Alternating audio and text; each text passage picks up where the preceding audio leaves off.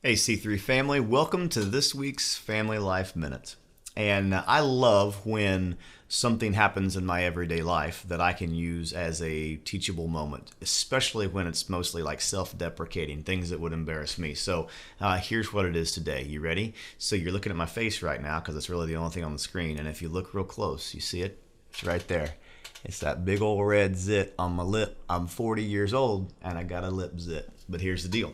If you look close, you see one right down there. And here's the deal. When I stand in front of a mirror and I look at my face, I don't notice things like, oh, look, those little wings today, those are on point. You did that with just a razor? Yep, free-handed those bad boys. That's not what I look at.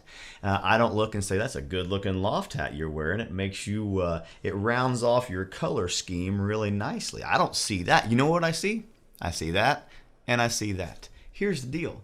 We as a society, we as humans even, focus on the negatives. We'd much rather look at the things that are bad about ourselves and much rather think about those things and think about all the positives. And we might take a whole list of positives and completely forget about those and just focus on the negatives. And guess what? Kids do the same thing. I've got 4 of them.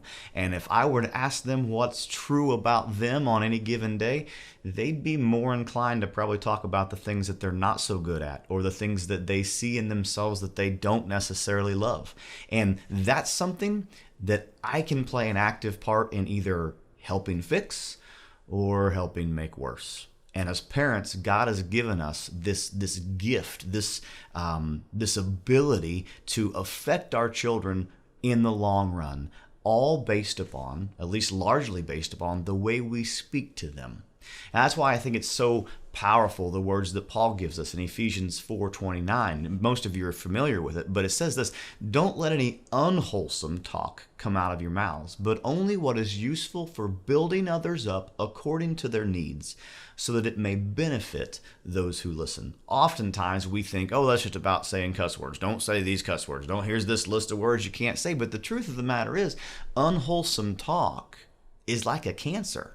And for our kids, if we use our words to point out the negatives in them, that sticks with them. So whenever they go look in a mirror, they don't see all the good things that are there. They see all the blemishes. They see all the negatives. And that's what they begin to focus and what they begin to fixate on. And God's given us the gift of being able to steer them in a positive direction. Another passage of scripture that I love comes from the book of Colossians. It's chapter 4, verse 6. And it says, let your conversation be always full of grace, seasoned with salt, so that you may know how to answer everyone. In our conversations with our kids, our conversations need to be seasoned with grace, full of grace.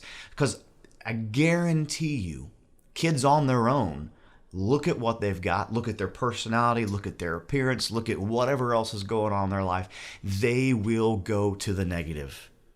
And if mom and dad are helping them go to the negative, or aunt and uncle, or grandma and grandpa, or whatever season you're in right now, if we're helping them go to the negative, we are reinforcing in their own mind the bad things about them.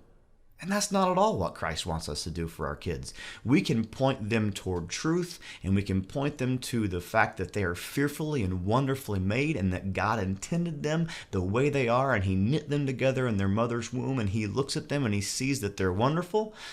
Or we can reaffirm in their minds they're already worthless, or they're already ugly, or not good enough, or whatever the case may be. The choice is ours, and God has given us a unique opportunity to build those kiddos up. So do your dead level best this week to look for opportunities to build them up with the way you speak. Put your arm around them, sure, but look for ways to say the words to your children that they desperately need to hear to affirm who they are, who Christ has created them to be, and how stinking much He loves them and how much you love them as well. It can be hard.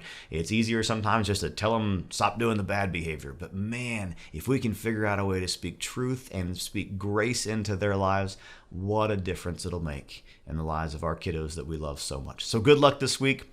Go with God and do your dead level best to build them up every step of the way.